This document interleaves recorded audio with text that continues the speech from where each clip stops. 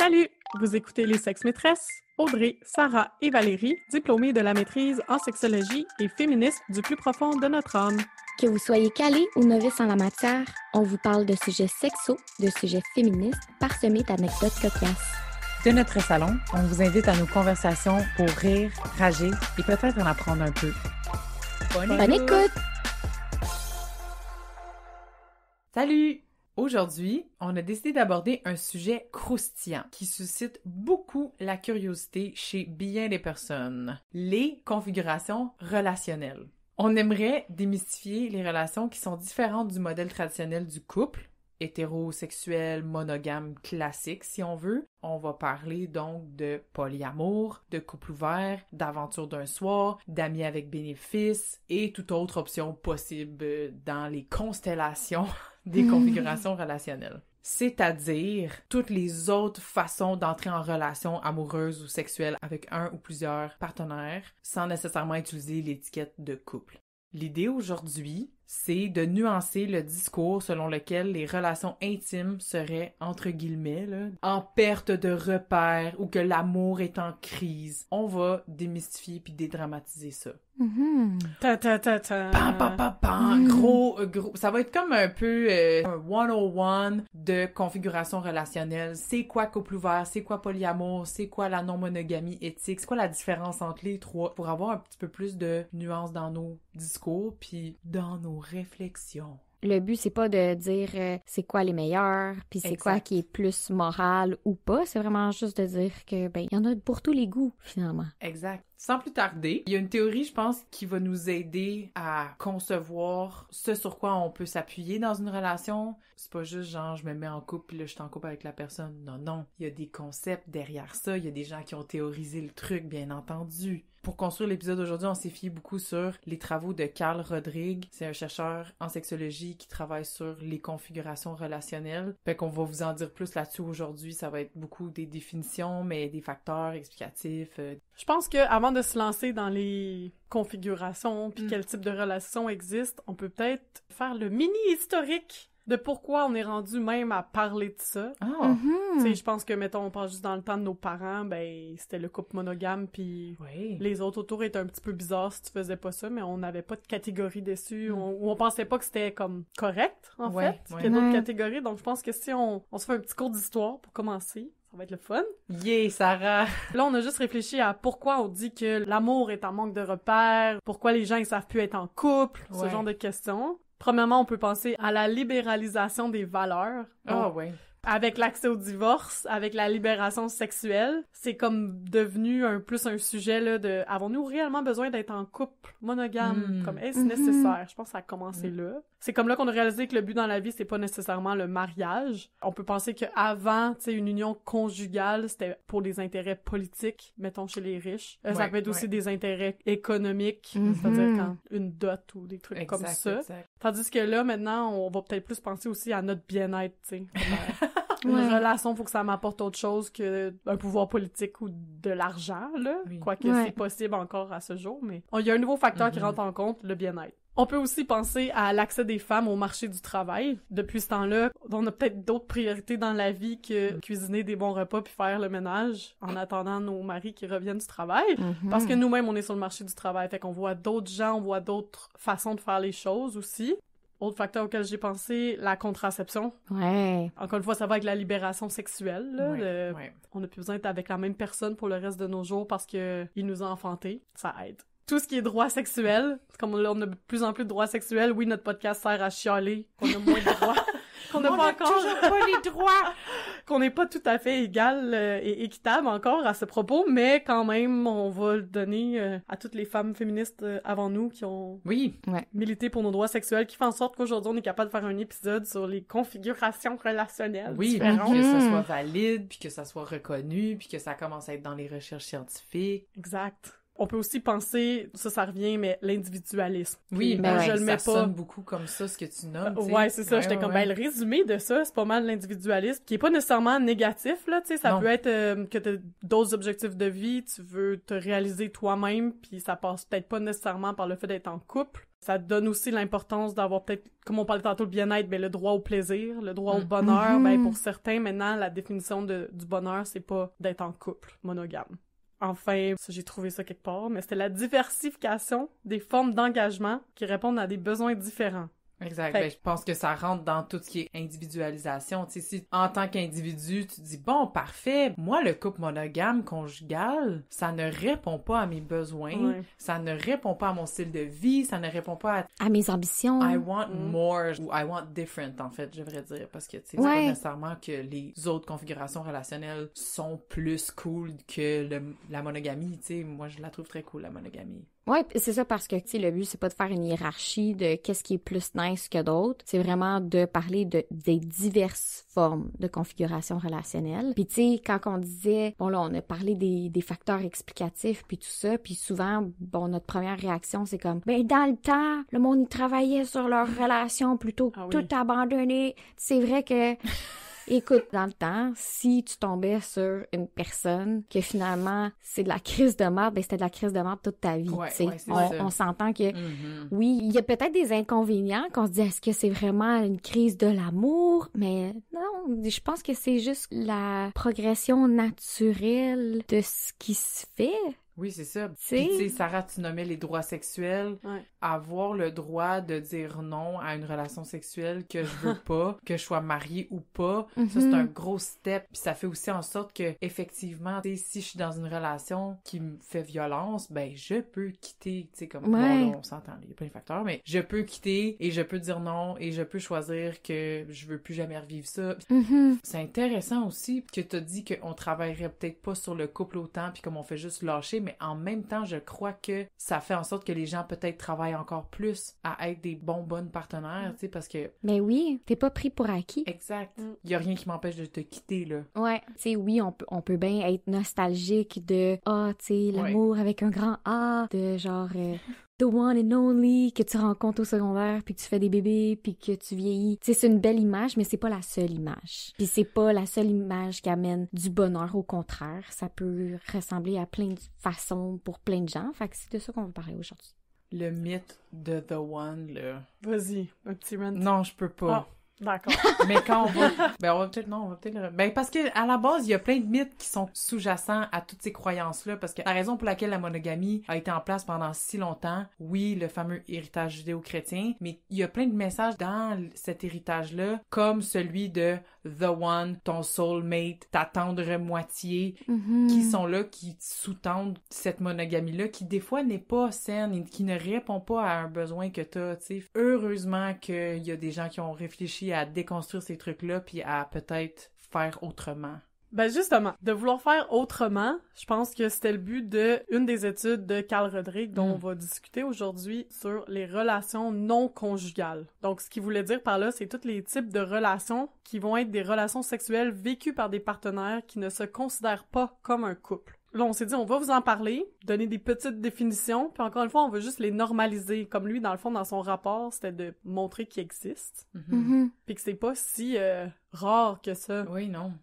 Puis qu'elles sont valables aussi. En tout cas, ça, c'est mon avis personnel, là, mais souvent, on va se dire, genre, mais tu sais, je suis pas en couple avec, fait que c'est pas vraiment une relation. Hey, toutes les gens avec qui tu parles dans la vie, genre, que tu croises, qui sont sur ton chemin, t'as une relation avec eux. Comme même si c'est un fuck friend que t'as jamais eu de discussion, mettons, profonde avec, t'es en relation avec. C'est ça. C'est juste un type de relation non conjugale. Puis on a tellement l'habitude de seulement étiqueter les relations conjugales, c'est-à-dire les relations de couple, et encore les relations de couple monogames, que c'est juste jamais rentré dans l'inconscient collectif que c'était legit comme relation. Mais c'en est une pour vrai. Newsflash! T'es en interaction avec un autre être humain. Donc déjà là, c'est une relation. Ouais. C'est ça qu'on veut dire. Puis l'espèce de danger de pas mettre de catégoriser. Ouais, c'est ça. Puis de pas considérer que ces relations-là sont des relations. Tu vas pas mettre tes limites, tu vas pas communiquer tes besoins parce que, ben, c'est pas mon chum.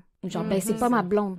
J'ai pas le droit de demander telle affaire parce que dans le fond, on n'est pas engagés ensemble. Ou, OK, mais t'es quand même en relation avec cette personne-là. Cette personne-là a accès à une partie de toi ou une partie de ta vie ou de ton énergie, de ton temps. Fait que t'as le droit d'exiger certaines choses, même si c'est pas ton chum ou ta blonde. Ouais, ça, c'est bon, point. T'sais? Ouais. Là, les êtres humains, on adore les étiquettes. Puis le fait que là, les 5 qu'on va nommer là, ben ça peut peut-être être plus facile de nommer dans une discussion, justement avec ton ou ta partenaire, pour faire comme... Ben justement, est-ce qu'on est juste des amis avec bénéfice? Puis juste de le nommer, mais après c'est peut-être comme, est-ce que ça répond à tes besoins? Ce type de relation? Oui, non, parfait. Ben au moins on est capable de nommer c'est quoi. C'est sûr que là on en nomme 5, mais il y en a peut-être beaucoup d'autres. Ouais. Puis vous êtes pas obligé de vous nommer dans des catégories. Non plus. Pas obligé d'être dans une petite boîte. C'est juste que je pense que ça peut faciliter les choses aujourd'hui de nommer quelques catégories entre grandes guillemets. Ne serait-ce que pour valider votre existence. Là. Ouais, C'est ça. Je pense que tout le monde en a vécu plus qu'il pense de relations. Oui. Ouais. Fait que si on commence avec la première que Carl a trouvée, c'était la relation sexuelle à occurrence unique. Oh! C'est ça, ça va être au cours de laquelle les partenaires vont avoir un seul rapport sexuel, ben, ou plusieurs dans la même soirée, là. Mais dans le sens qu'ils vont se voir juste une fois. Donc ça, on peut appeler ça une aventure d'un soir. Je pense que plusieurs personnes peuvent attester de ce type de relation dans leur existence. Les caractéristiques qu'il avait nommées, là, en gros, pour catégoriser, ben, c'est que, ben, des fois, c'est des connaissances, des amis, ou ça peut être des étrangers. Oui. Il y a un seul contact sexuel, comme tu as dit, sans avoir nécessairement l'intention de ravoir des contacts sexuels dans le futur. Ah, c'est ça, un c'est one ça. night. Ouais. Il y a une absence générale d'entente d'exclusivité sexuelle. C'est pas comme, OK, toi puis moi, on est exclusifs, c'est ce soir. Ouais. Puis, il y a pas vraiment de dévoilement de soi. Ça, je trouvais ça intéressant de le soulever, tu sais. Oui, c'est intéressant. C'est comme, C'est vrai. c'est un one night. T'as pas besoin de savoir c'est quoi le nom de mes C'est frères quoi et ton nom? sœurs. T'as pas besoin de savoir c'est quoi mon nom. Appelle-moi Sugar. Le deuxième type de relation qui a été trouvé, c'est un partenariat centré sur la sexualité. Fait que là, quand j'ai essayé de comprendre la différence avec le premier, je me suis dit, c'est comme une aventure, mais de plus d'un soir. Ah oui, ok. C'est comme les rapports sont en majorité de nature sexuelle. Oui. C'est un booty call? Fait que booty call, ben oui, ça Ouais. pourrait être ça. C'est une aventure d'un soir qui a quand même été le fun. Fait Ouais, que c'est finalement, ça. tu rappelles la personne, peut-être. Oh, Ouais. oui, je comprends. C'est comme un plan cul, mais sans que ce soit ton ami. Régulier. Comme une rotation. Exact. Ben, Dit-elle avec conviction. Je sais pas si vous avez deviné jusqu'à maintenant. Sûrement qu'on a rentré à un moment donné dans nos vies dans une de ces catégories-là. ouais. Dans le fond, selon les caractéristiques de sa catégorisation, Carl il dit que ça peut être des connaissances, des amis ou des partenaires affectifs. Et souvent, il y a des activités sexuelles régulières. Les activités sociales sont rares. On va pas en date, là. Non, Viens chez nous, je t'attends, c'est ça qu'on fait. You up à 2h du matin. Ouais. Exact. Let's go. Ils se rencontrent souvent avec le but principal d'avoir des activités sexuelles. Il y a une absence d'entente d'exclusivité sexuelle ou d'entente d'exclusivité sexuelle implicite. Souvent, l'entente d'exclusivité sexuelle suppose qu'il est permis d'avoir d'autres partenaires sexuels. Ah, c'est ça. Ouais. Puis, ça aussi, il y a un dévoilement de soi qui est bas. Ah ouais. Ouais. Couche ensemble, tu restes pas à déjeuner, tu calisses ton camp. Exact. Tu sais, de même, je le sens. C'est intéressant que Carl soulève le dévoilement de soi comme une caractéristique. Dévoilement de soi bas. C'est intéressant. Je trouve que c'est un bon critère. À quel point Ouais. tu te dévoiles. Le troisième type, c'était le partenariat centré sur l'amitié ou va dominer des relations amicales, mais aussi sexuelles. Donc là, je pense qu'on parlerait des amis avec bénéfice. Fait que c'est ton ami. C'est ton ami, pis t'es comme, il serait le fun que petite partie de sexe ce soir. Fait que fuck Ouais. friend. Moi, c'est ici que je le mettrais. Dans le fond, dans ces caractéristiques, c'est des amis qui étaient déjà amis avant d'avoir leur premier contact sexuel. Ah, c'est ça. Il y a des activités sexuelles régulières, mais il y a aussi des activités sociales régulières. Oh, on s'en va au bowling en petite gang, on va peut-être finir dans mon lit. Exact. C'est ça. Puis, ils se rencontrent rarement avec le but principal d'avoir des activités sexuelles. Ah, ok, rarement. Ok. Ouais, c'est ça. Dans le fond, dans sa catégorisation, c'est que, ben, au départ, ils étaient des amis, mais finalement, ça finit avec des bénéfices, avec des relations sexuelles. Il y a une absence générale d'entente, d'exclusivité sexuelle, puis il y a un dévoilement de soi bas aussi, encore une fois. Mais ça, c'est ça, tu sais, vous irez lire sa recherche, c'est la catégorisation qui en fait avec l'échantillon de personnes qu'il y avait, là, tu sais. Oui, Ça, ouais. c'est pas général à la population, mais c'est intéressant de savoir que c'est sur ça qu'il s'est basé pour les catégoriser. Oui, Ouais. mais c'est full intéressant. Vraiment. Ouais. Mhm. La quatrième relation non conjugale, c'était les ex-partenaires qui Ah, continuent ben d'entretenir des oui. contacts, mais qui ne se considèrent plus en couple. Donc, encore une fois, peut-être que vous avez vécu une relation non conjugale dans votre vie. Surtout si, admettons, ton ex est dans ton cercle d'amis, puis là, tu le revois, puis là, les deux, vous êtes célibataires, mais vous trouvez pas, puis sur Tinder, puis ça marche pas, puis peut-être que même on a déjà, tu sais, vous avez un booty call sur le side, mais là, c'est ton ex, là, tu sais. Tout le monde le fait au moins une fois dans ta vie, puis t'es comme, bon, that was a mistake. Mais faut le faire pour le réaliser aussi. Oui, t'sais. quand même. C'est quand même important, puis je pense que c'est normal d'aller vouloir recoucher avec un ex, là, tu sais. Ben oui. Encore une fois, les caractéristiques, c'est qu'il y a des activités sexuelles régulières. Les activités sociales sont régulières aussi. Ils se rencontrent rarement avec le but principal d'avoir des activités sexuelles. C'est comme, non, oups! Oui, c'est ça. Oui. On s'est retrouvés là! Non! Il y a une entente d'exclusivité sexuelle souvent implicite. Ah, ça c'est intéressant. Ouais. Parfois explicite. Est-ce que je suis la seule? Oh, ça c'est touché avec un ex, me semble. C'est touché. Ouais. Puis souvent, l'entente d'exclusivité sexuelle suppose qu'il n'est pas permis d'avoir d'autres partenaires sexuels, contrairement à tantôt pour... Amis avec bénéfice. Ouais. Parce qu'il y aurait de l'allure aussi, là, si t'es un peu encore attaché émotionnellement ou quelque chose. Peut-être. Ouais, ça dépend peut-être de la fraîcheur, de la rupture.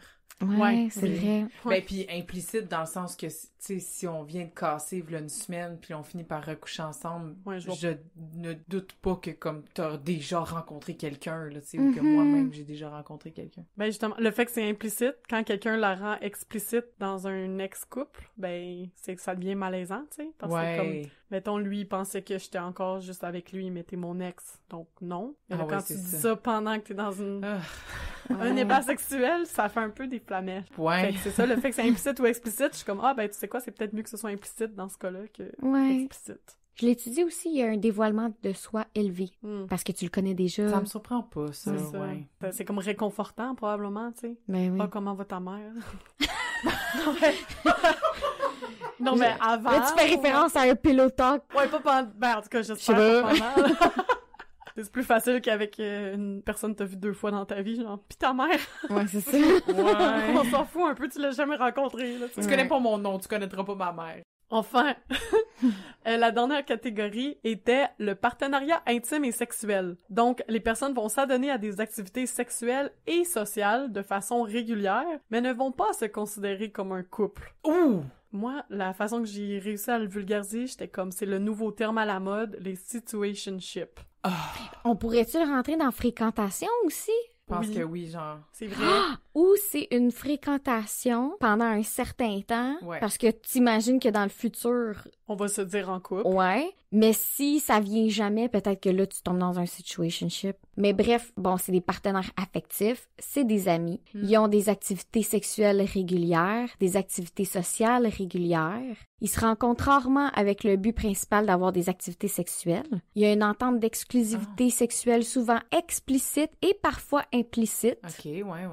Souvent, l'entente d'exclusivité suppose qu'il est permis d'avoir d'autres partenaires sexuels, mais il y a aussi un dévoilement de soi élevé. C'est intéressant qu'on parle de situationship. Je pense que le terme est utilisé dans le cas où la fréquentation serait quelque chose que tu veux pas. C'est un peu péjoratif comme terme. Le situationship, c'est qu'il y a une des deux personnes qui est pas satisfaite, tu sais, qui a des besoins qui sont pas répondus. Tu sais, dans la catégorisation qu'on vient de soulever, ça pourrait être un partenariat sexuel centré sur l'amitié ou, tu sais, ça... Oui, ça pourrait être Si les deux personnes sont sur la même longueur d'onde, c'est pas grave, c'est pas un situationship, mais j'ai l'impression que situationship, c'est qu'il y a une des deux personnes qui a des attentes, qui voudrait que ça se développe vers quelque chose qui ressemble à un couple ou une relation quelconque, puis que justement l'ambiguïté, puis le fait qu'il y a rien qui est nommé, ben c'est ça qui fait en sorte que c'est un situationship. It's a situation. Aye. C'est drôle que tu dises ça parce que j'ai essayé de traduire le mot situationship, puis ça me sort juste situation. Je suis genre, ouais, ok. Moi, la définition, ça disait ironiquement une étiquette pour une relation qui n'en est pas une. Oh. Quelqu'un veut que ça soit une relation, puis l'autre personne veut pas que ça soit une relation. Fait que c'est juste le flou de... Clairement, j'ai déjà été dans des situationships. On se dit qu'on veut rien de sérieux, mais il m'a fait un café ce matin. Ben non, ça veut rien dire. Oui, c'est ça. Ouais. Non, c'est pas supposé te poser autant de questions, là, tu sais, là. Exact. Tant qu'à parler de situationship, qui est une étiquette sur les une ou deux personnes qui aimeraient être en couple, mais qui ne sont pas, sortons des relations non conjugales. Et allons dans les relations conjugales. Ce qu'on veut dire par ça, c'est que ça réfère à des partenaires qui vont se considérer comme un couple. On s'entend que les couples monogames sont encore majoritaires. Monogame, c'est un partenaire. Exact. La monogamie, ça implique l'unicité à vie du ou de la partenaire de couple. On peut parler de monogamie sérielle, comme en série, la monogamie en série. C'est le modèle qui est le plus adopté dans nos sociétés. C'est la succession de partenaires, mais qui sont non simultanés, là. Donc, oui, c'est ça. t'es en couple avec une personne, si vous vous laissez, t'es en relation avec une autre personne, etc. Puis ça repose sur l'exclusivité sexuelle et émotionnelle. Puis le concept d'infidélité va être sous-jacent à tout ça, là. Genre, pour s'entendre, c'est quoi une relation extra-conjugale, qu'est-ce qui est la fidélité ou pas. Est-ce que ça va jusqu'à dire que l'infidélité dans une relation monogame, tout le monde comprend dans le couple un peu c'est quoi l'infidélité? En tout cas, les gens pensent qu'ils savent. C'est ça. Ça fera un épisode à lui tout seul, je pense, là, sur le concept de fidélité, infidélité. Et moi, je veux juste dire à tout le monde, vous devriez en parler à votre partenaire, parce que même si vous croyez que vous avez la même définition du mot fidélité, c'est pas le cas. C'est rarement le cas, en 100%. fait. C'est une belle petite discussion à avoir pour mettre les pendules à l'heure puis vous assurer que vous respectez les deux les mêmes règles, les mêmes limites. Ouais. Puis en fait, c'est bon que tu apportes ça parce que quand on va parler de monogamie, ça va être selon 3 critères. Puis vous allez voir que les autres types de relations conjugales dont on va parler après la monogamie, ils auront pas les 3 critères. Ils vont décider ensemble, là. Donc quand on parle des 3 critères, c'est l'exclusivité sexuelle, l'exclusivité amoureuse, puis le rapport à la domesticité. Oh, c'est intéressant, ça! C'est ça. Fait que le 3e critère, on va le résumer à le fait de vivre ensemble ou non. Ça, c'est les 3 critères qu'on va souvent voir là, dans les couples monogames, mais aussi dans les autres types de couples dont on va parler. La domesticité. C'est drôle que c'est un critère, parce que j'ai l'impression que pas nécessairement même tous les couples monogames qui vont vivre ensemble. Effectivement. Ouais. Bon, par exemple, un autre type de couple qui n'est pas de la monogamie, on peut parler des couples ouverts. Ah oui. C'est un couple où les 2 partenaires ont une entente, qu'on va appeler de monogamie élargie. Ils vont intégrer certaines relations extra-conjugales selon des règles propres à chaque couple. Tes règles de couple ouvert, c'est peut-être pas les mêmes que celui de tes voisins. Donc, encore une fois, c'est pas juste, tu sais, les préjugés ou les stéréotypes qu'on les couples ouverts, ils vont juste se tromper, ils veulent juste aller coucher un peu à droite, à gauche. C'est pas nécessairement ça, tu sais. Les 2 personnes dans le couple vont avoir mis des règles en place. Puis, les relations extra-conjugales, qui peuvent être autant sexuelles, amoureuses, elles vont souvent demeurer secondaires à la relation principale. OK, c'est intéressant, ça. Moi, on dirait que le stéréotype que j'ai dans ma tête d'un couple ouvert, c'est comme, OK, il y a plus vraiment de flamme. Bon. On veut pas se séparer parce que juste, on a des enfants, on habite ensemble, on s'apprécie, on a un beau partenariat, on est des partenaires de vie, mais on veut rajouter du spark. On se donne le droit d'aller voir ailleurs, mais avec des règles explicites. Je sais pas, là... Pas quelqu'un dans notre entourage. C'est ça. Pas quelqu'un dans notre entourage, pas quelqu'un avec qui tu travailles, pas quelqu'un que moi je connais. Ou genre, juste en voyage. Ouais. Il y a des millions de configurations, là. Mais il y a une entente entre les 2 partenaires. C'est ça qui est important, là. Un peu dans le même type, ça va être les couples échangistes. Ou le concept de l'échangisme. Swingers.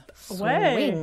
Ça va être une situation où 2 partenaires vont entretenir des relations extra-conjugales ensemble et simultanément, généralement avec d'autres couples. Donc là, c'est pas être à part, c'est pas fais pas ça devant moi, ça va être ensemble avec d'autres gens. Ouais, c'est ça. Là, il y a comme un petit peu de voyeurisme qui rentre en ligne de compte. Qui excite peut-être l'un ou l'autre des partenaires, je sais pas, je dis ça de même. Sinon, avez-vous vu que l'ananas est comme le symbole de l'échange? Dans des cruises, là, des cruises de bateau, là, il y a des gens qui mettent ça comme des petits ananas comme en sambon que t'accroches ta porte. Je savais pas! Oui, c'est comme le signe que vous êtes échangistes, fait que là, tu peux... Je trouve ça comme underground. Oui. Encore une fois, là, tu parles de croisière, on dirait, je vois juste des boomers avoir ce genre de relation-là, mais no judgment, sérieux, comme si c'est ton truc. Peu importe le groupe d'âge dans lequel tu es. Non, puis pour défaire ce mythe par expérience personnelle, mais comme il était très jeune là, pour être dans des clubs échangistes, puis j'ai demandé de m'en parler plus, puis il disait que c'était quand même beaucoup de jeunes. Il y avait beaucoup de jeunes, puis j'étais comme, mon Dieu, t'enlèves mes préjugés, parce que moi aussi, j'avais l'impression que c'était du monde de 50 ans et plus. Puis ça a l'air que non, c'est vraiment... on est juste pas dans ce milieu-là, je pense. Mais je pense qu'il y a tellement pas vraiment d'endroits où tu peux faire ça, où tu peux échanger échanger avec des gens qui font ça et donc il faut créer des espaces ou, dans ce cas-ci, des codes, là, pour identifier les personnes qui font partie de ces communautés-là, tu sais, parce que c'est immense, là. Bon, là, je vais peut-être mélanger des gens. Qui dit club échangiste, truc underground, peut-être que là, il faut trouver des endroits où le faire, tout ça. Ben là, on peut rentrer aussi dans tout ce qui est donjon BDSM. Pas nécessairement que t'es échangiste et donc que tu pratiques le BDSM ou n'importe quelle forme de BDSM, mais que souvent les lieux, je parle vraiment des lieux environnements là, où les personnes se rencontrent, ben ils se recoupent. Ouais, puis tu sais, c'est drôle que tu dises que le petit truc de l'ananas, là, je reviens à mais ça fait un peu, je connais pas assez mon historique des personnes LGBT, mais il y avait pas comme des signes de dire que t'étais gay ou que t'étais lesbienne quand c'était comme illégal, là. Comme il y avait des trucs physiques que tu mettais ou genre t'avais un béret telle couleur pis ça voulait dire que t'étais comme gay. Puis là, c'était comme, OK, les gars peuvent venir me voir, tu sais. Fait comme, est-ce que tu penses que dans 60 ans, ils auront plus besoin de leur petit ananas pour dire qu'ils sont échangistes? Peut-être. Probablement. J'espère. Swingers, là. C'est le fun, là. Ils vivent sûrement leur best life. Yo, ouais, là. Mais dans le couple d'échangistes, il y a quand même la notion de hiérarchie, encore une fois. T'échanges avec un autre couple, mais ton couple reste le plus important. Là. Exact, on revient toujours à ça, un peu comme le couple ouvert. Là. C'est comme il y a une hiérarchie. Ouais. C'est ça. Une autre catégorie de relations conjugales, on parlait de polygamie. Là, j'étais comme, hop là! C'est l'union légale entre un être humain et plusieurs conjoints du sexe opposé. Exact. C'est marqué union légale, mais au Canada, je crois pas que t'as le droit d'être polygame. Je sais. Comme c'est légal dans d'autres pays, mais je ne crois pas qu'au Canada, t'as le droit d'être marié à plus d'une personne. Je suis pas certaine. Non. Mais je sais que c'est sur le continent de l'Afrique, là, dans certains pays africains, il est question de polygamie. Je sais aussi que dans la religion des Mormons, ils pratiquent la polygamie beaucoup. Et de d'autres cultes, là, d'ailleurs. Là, mais polygamie et pédophilie, mais ça, c'est autre chose. Oui, ça, c'est autre chose. On fera un épisode là-dessus en temps et lieu. Puis finalement, la dernière catégorie qui était mise ensemble, c'était le polyamour et ou la non-monogamie éthique. Exact. Puis là, c'est intéressant, la non-monogamie éthique, parce que tantôt, quand tu lisais la définition de couple ouvert, ben, ça ressemble à de la non-monogamie éthique. Parce que t'es non-monogame en ce sens où tu sors de ton couple monogame. Je sais pas là où la ligne exactement, mais tu sais, comme techniquement, c'est pas vraiment de la monogamie. C'est de la monogamie dans le sens où, bon, tu vis ensemble, peut-être que t'es marié avec la personne, puis là, vous sortez extra-conjugal, tu sais. Mais j'ai vu que le mot non-monogamie, pourquoi on l'utilise encore, c'est parce que, dans le fond, la personne disait, on met le mot non devant monogamie pour dire non-monogamie, mais c'est comme dire un non-véhicule pour parler d'un vélo. C'est comme dans le sens qu'on n'a pas encore mis le terme, le mot. Okay. Fait que je sais pas. Est-ce que le mot c'est polyamour d'abord? Des polyamoureux? On va rentrer là-dedans. Ouais, démêle-nous ça. La non-monogamie éthique serait comme le grand terme parapluie et à l'intérieur de celui-là, on retrouve le polyamour et peut-être d'autres configurations. Fait que non-monogamie éthique, moi j'avais juste, tu sais, entretenir plusieurs relations monogames ou non, mais de façon éthique. C'est-à-dire que chaque personne consent à la constellation sur laquelle on s'entend. Là, quand je dis constellation, vous pouvez vraiment penser à des étoiles, là. Genre une petite étoile qui connecte à une autre étoile, qui connecte à une autre étoile, puis chaque étoile, c'est une personne ou un couple. Un couple monogame, c'est juste une ligne avec, tu sais, une étoile à chaque bout. Mais tu sais, si cette personne-là est en relation avec Jimmy, puis Jimmy est en relation avec Natasha, ben là, ça fait un petit V. Puis là, etc. Puis là, tu peux avoir des constellations, là, de genre... C'est une terminologie qui est utilisée beaucoup dans les communautés non-monogames, éthiques et polyamoureuses pour faire un dessin, dans le fond, de... Des fois, on finit par se perdre, hein, parce que ça peut être pété, là, tu sais. Ouais, c'est plein d'étoiles dans un ciel. C'est ça. OK.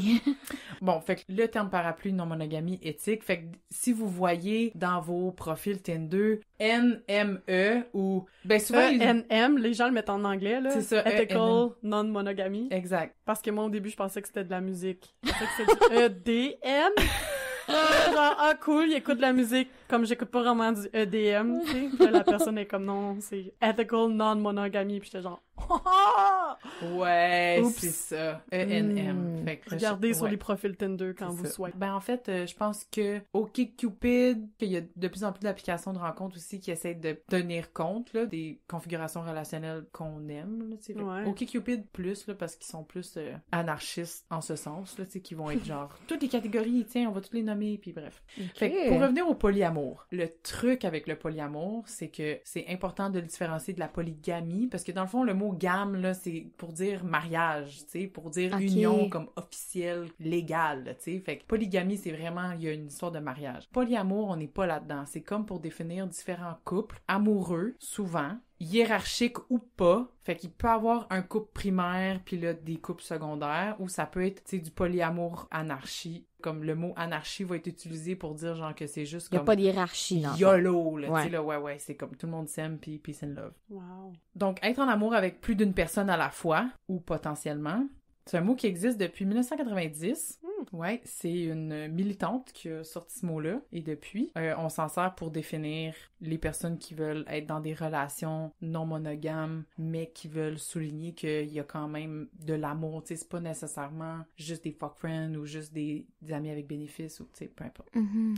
Donc, lançons-nous dans l'immense bracket du polyamour qui est complètement fascinante, selon moi, mais en partant d'abord avec un prémisse de base, là, qui est sous-jacent au polyamour et au concept de polyamour, c'est que nous ne sommes pas naturellement monogames, en tant qu'être humain, je veux dire. Plus encore, c'est que les êtres humains, hommes, femmes, autres, là, on est des créatures sexuelles diversifiées et que la sexualité en soi devrait être pensée comme étant composée de possibilités infinies.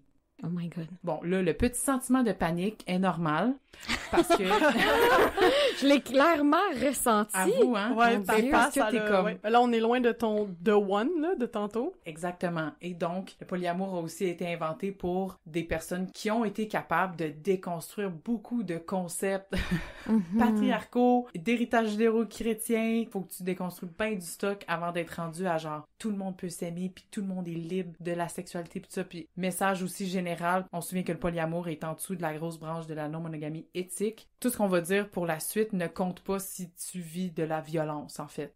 Oh. Si t'es dans une relation où t'arrives pas à avoir de la communication consentante, transparente, éclairée, si t'es dans une relation de manipulation quelconque là, qui fait violence, ou tu sais comme qu'il y a une infidélité puis il y a un bris des limites qu'on s'est mis ou des frontières, ben sorry mais c'est pas éthique. C'est ça. Donc, OK. Ouais. Genre, il y a une des deux personnes qui était pas consentante que t'ailles coucher ailleurs Exact. sans condom. Fait que c'est pas éthique. T'es pas en polyamour. T'es pas en non-monogamie éthique si un des deux profite de l'autre pour lui dire « Ouais, mais tu sais, on est polyamoureux. » Puis tout ça, tu sais. Exact. Ouais. Ouais. Ou si t'as utilisé de la coercition pour ouvrir ton couple, ben sorry, mais c'est de l'infidélité. Ce qui va revenir beaucoup, c'est l'éthique de la chose. Oui. Je te laisse continuer, c'est intéressant. Ben, exact. La première chose que tu vas vivre si tu décides d'être polyamoureux, c'est les préjugés. Que tu discrimines pas tes amoureux, que tout le monde est permis. Ça, c'est faux. Que ta sexualité est amorale. Que c'est un péché. Oui. On adore les péchés de toute Oui. façon.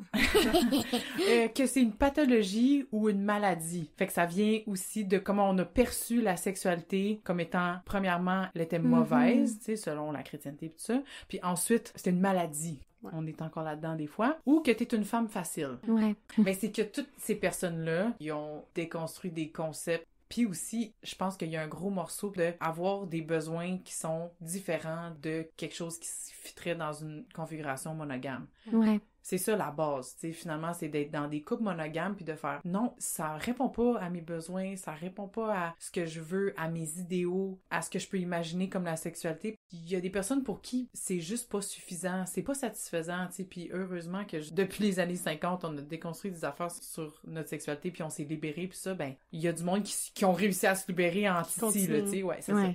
Donc, voici certains mythes sur les personnes polyamoureuses. Que les relations monogames à long terme sont les seules vraies relations. Que l'amour romantique, c'est la seule forme valide d'amour. Que le désir sexuel est une force destructrice ou dangereuse, à surveiller, à restreindre, à baliser. Ouf! Ouais, si t'exploses ça, tu t'en vas voir ailleurs. Que d'aimer quelqu'un, c'est de pouvoir dicter ses comportements. Coucher avec une autre personne devient quelque chose que tu fais à ton partenaire et non pour toi. Dans une relation monogame, c'est un peu ça la perception aussi. Ouais. Si mon chum, il couche avec une autre personne, il m'a trompé moi au lieu de penser, il a fait ça pour lui. Ouais. Que la jalousie, c'est inévitable et impossible à surmonter. La jalousie, c'est une émotion qui est pas agréable, on s'entend, mais qui peut être tolérable. Puis aussi, ce qui rend une personne jalouse peut être complètement différent d'une autre personne. Ouais. Puis bien souvent, les comportements qui nous rendent jalouses sont des réactions conditionnées qui peuvent être déconstruites et désapprises. Quand on regarde des séries télé, des Degrassi, des aussi, toutes les petites séries quand on était ado, là, ben je m'excuse, mais quand quelqu'un trompait quelqu'un d'autre, puis qu'on voyait la réaction de la fille, puis qu'on voyait tout ce que ça faisait, puis l'impact sur le cercle d'amis, puis tout ça, ça, c'est des messages qu'on reçoit, tu sais. Ouais. Déconstruire ça, c'est possible, là. C'est pas obligé de se passer comme ça. Gros challenge, là, on s'entend, là. C'est pas pour tout le monde, mais c'est faisable, là, ayant fait moi-même. Les relations à l'extérieur du couple réduisent forcément l'intimité dans le couple. Ça, c'est vraiment intéressant parce que c'est pas toujours vrai. Puis attention, parfois, certaines relations vécues à l'extérieur du couple peuvent au contraire te rendre encore plus amoureuse, admirative de ton ou ta partenaire. Puis ça, c'est fait vécu, là, genre. Vraiment fascinant. Le mythe aussi qu'avec l'amour, je peux tout surmonter. Ben non, c'est faux. Puis c'est probablement une des premières choses qu'il faut apprendre aussi dans un couple amoureux, amoureux ou pas, là, genre juste en général dans nos relations amoureuses. En tant qu'individu, là. Exact, ça prend du travail, de la négociation, de la communication, des limites. Puis si tu penses que c'est tough de faire ça dans ton couple monogame, t'es pas prête pour être dans une relation polyamoureuse parce que c'est décuplé. Parce qu'il y a rien de balisé. T'sais, dans une relation monogame, il y a beaucoup de choses qui sont implicites, des non-dits, mais dans la relation polyamoureuse, tout est un peu à définir. Puis de faire ce travail-là, c'est vraiment exhaustif. Moi, je pense pas que c'est un mythe en disant ça. Je pense que c'est plus un questionnement pour des gens polyamoureux qui ont plusieurs partenaires. Je me demande où est-ce que tu prends l'énergie puis le temps. Exact. Mais c'est intéressant parce que tu peux t'imaginer, effectivement, là, il y a des real world limits. Là, le temps, il y a juste 24 heures dans une journée. L'énergie, il y a peut-être un certain nombre de relations sexuelles que tu peux avoir par jour ou par semaine selon ton corps. Fait que tout ça, c'est aussi à regarder selon tes besoins, selon ton style de vie que tu veux avoir. Tout ça, c'est aussi à négocier, mais dans le fond, le but, c'est juste de tout mettre à la table. Le polyamour, c'est ça que ça permet, en fait. C'est aussi de voir le désir différemment, tu sais. Le désir, on le voit souvent comme « je t'en manque » et donc je vais aller vers l'autre. Mais dans le polyamour, c'est l'inverse. Le désir, j'en ai tellement, ça déborde. Et donc, j'ai besoin de plus d'une personne à qui le donner. Ah, OK, ouais. C'est un switch mental cognitif qu'il faut faire, puis c'est pas évident. Ben, pis c'est drôle parce que toutes les réflexions que t'apportes, c'est quand même des trucs qu'on pourrait mettre en place dans des couples monogames aussi. Complètement. En fait, ça devrait être des choses auxquelles les couples monogames réfléchissent, mais on le fait pas parce que c'est bien plus simple. Encore une fois, pis c'est beaucoup moins épuisant de juste les laisser implicites. Ouais. Oui, effectivement. Oui. Puis il y a du monde qui, après 20 ans de mariage, ils font « Bon, ben, coudonc, on ouvre-tu notre couple? » C'est comme « Ben oui, go for it, genre. » La sexualité est pas finie, là. L'amour, c'est pas fini. Ça fait un lien avec peut-être les croyances sur lesquelles s'introduire au polyamour.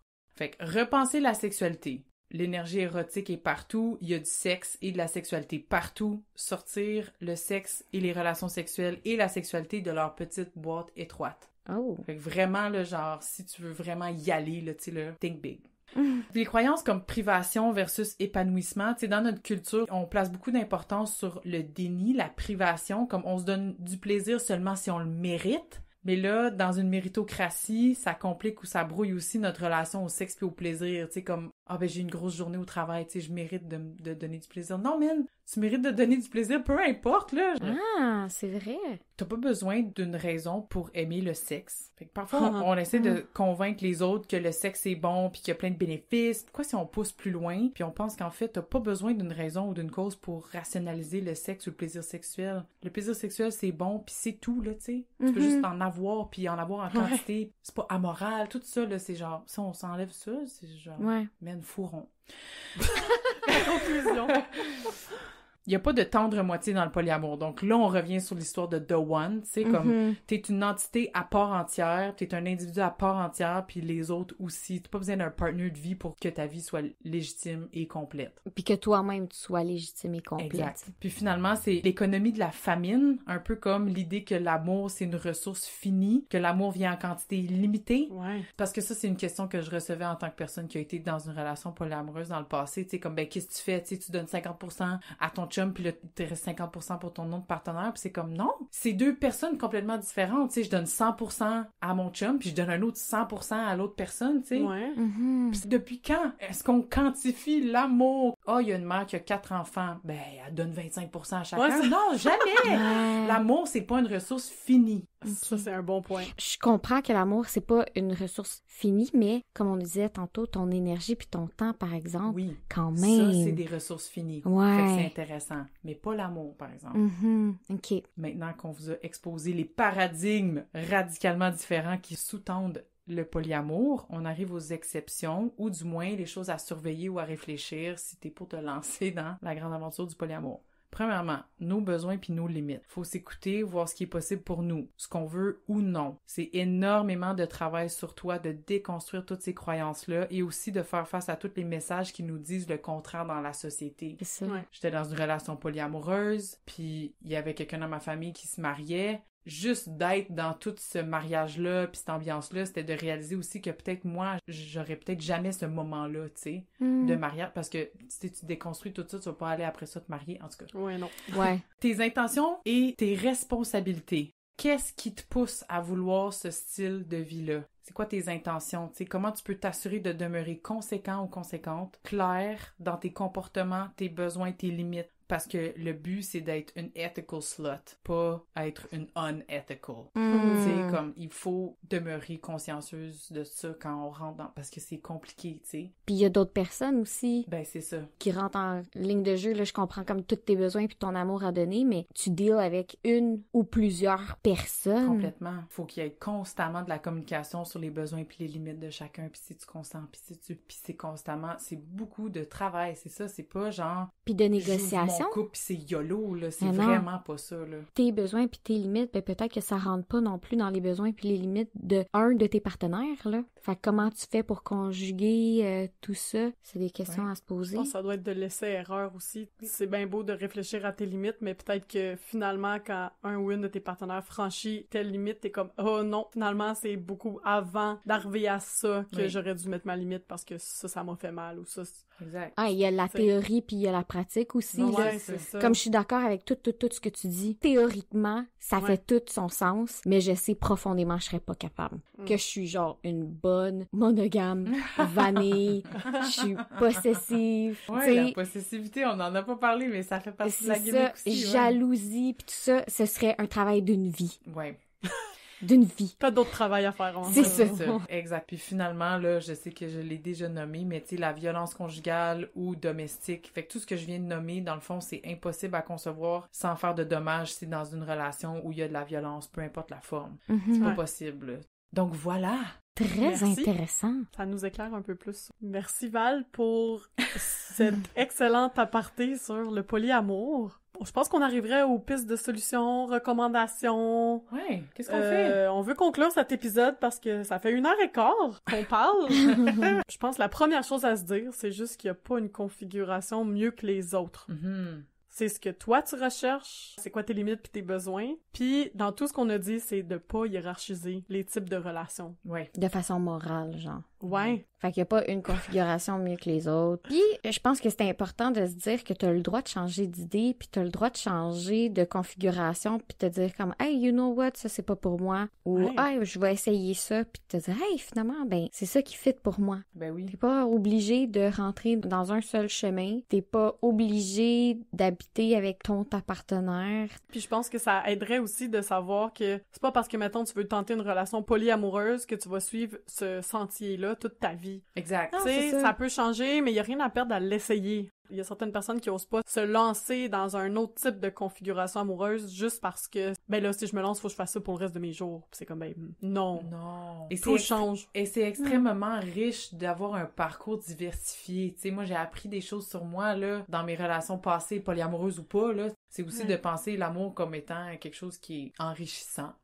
Oui. Si tu as envie de te lancer, ben voici quelques questions que tu peux te poser à toi-même ou à ton ou ta partenaire. Premièrement, qu'est-ce que j'aime et qu'est-ce que j'aime moins dans ma relation actuelle? Qu'est-ce que je veux? Mais vraiment, là, qu'est-ce que je veux? Dans un monde idéal, là, si t'avais une baguette magique, tu pouvais avoir n'importe quoi comme relation. Ça ressemblerait à quoi? Qui serait là? Tu ferais quoi avec qui? Puis finalement, quel comportement définisse une infidélité? Parce que ça, c'est vraiment, là, peu importe la configuration relationnelle que tu as, là, question à te poser et à poser à ta partenaire. Puis, il y a beaucoup d'articles qui commencent à sortir dans des sources crédibles. Là. On peut penser à Club Sexu. Ouais. Ils ont aussi un podcast, ils ont des articles en ligne là, sur leur site internet à propos de ça. J'ai trouvé la chaîne YouTube de Martin Blais, qui est un professeur à l'UQAM, et ils font des webinaires pour vulgariser leurs articles scientifiques. Donc, c'est vraiment accessible à tous. Là. Ah, c'est cool. Ouais, ça, c'était vraiment intéressant.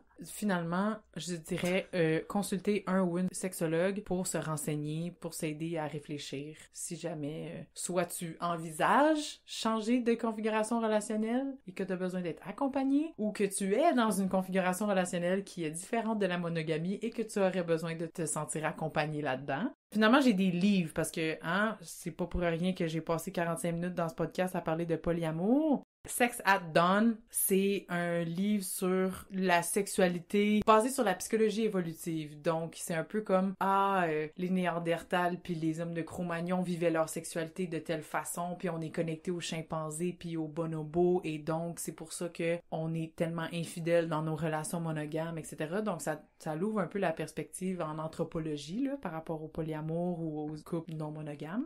The Chemistry Between Us, qui parle de la science de l'amour, comme vraiment comme plus les molécules, tu sais, comment ça fonctionne, comment on tombe en amour, pourquoi on va ailleurs, pourquoi on est attiré physiquement à telle ou telle personne, mais comme biologiquement, tu sais, dans notre cerveau, qu'est-ce qui se passe?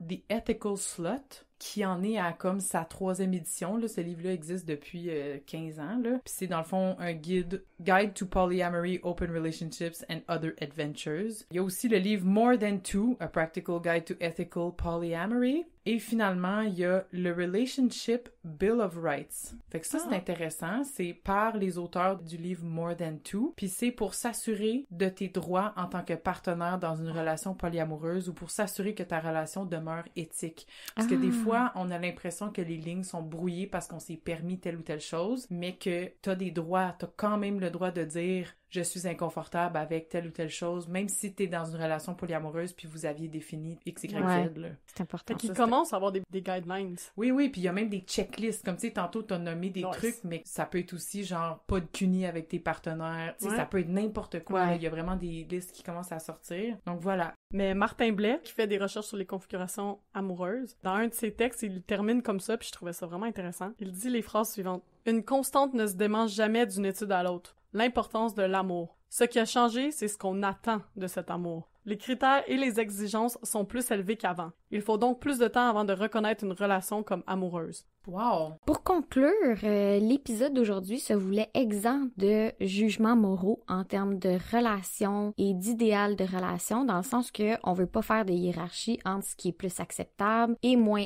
acceptable en termes de configuration relationnelle, mais plutôt d'ouvrir l'horizon sur ce qui existe. Donc, on vous invite à réfléchir à vos valeurs, à vos limites, ce que vous recherchez dans votre vie relationnelle et vous rappeler qu'il n'y a pas de one size fits all pour ce qui est de l'amour. L'important, c'est d'être fidèle et authentique à vous-même parce que, c'est toi la personne la plus importante de ta vie. Oh my God, c'est tellement bon! Bravo! Merci d'avoir été avec nous pour cet épisode des Sex Maîtresses. On espère avoir stimulé vos réflexions et inspiré vos prochaines conversations avec vos proches. Suivez-nous, partagez nos épisodes sur vos réseaux sociaux et surtout, faites-nous plaisir et écrivez-nous vos questions, vos impressions et vos suggestions. Les Sex Maîtresses vous souhaitent une bonne semaine. Bisous, bye!